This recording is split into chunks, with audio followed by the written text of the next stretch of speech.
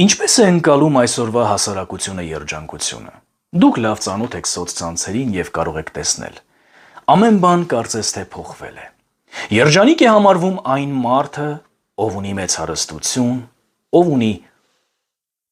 հանրաճանաչություն,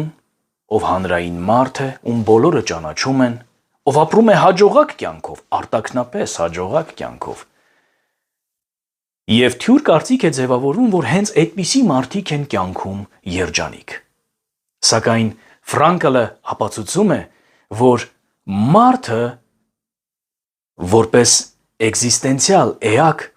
ոչ թե ցանկանում է իր կյանքում միայն հաճույք վերապրել, ինչպես ինչ-որ առումով մտածում էր Ֆրեյդը,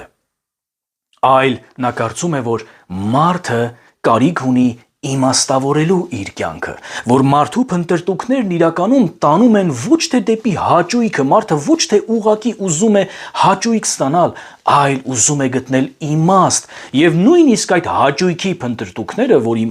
դեպքում մարդը սկսում է փնտրել, նույնիսկ այդ հաճույքի փնտրտուքներն ուղղված են նրան, որպիսի մարդը իր կյանքում կարողանա իմաստ ձևավորել։ Մարդը փնտրում է իմաստ նույնիսկ հաճույքի մեջ,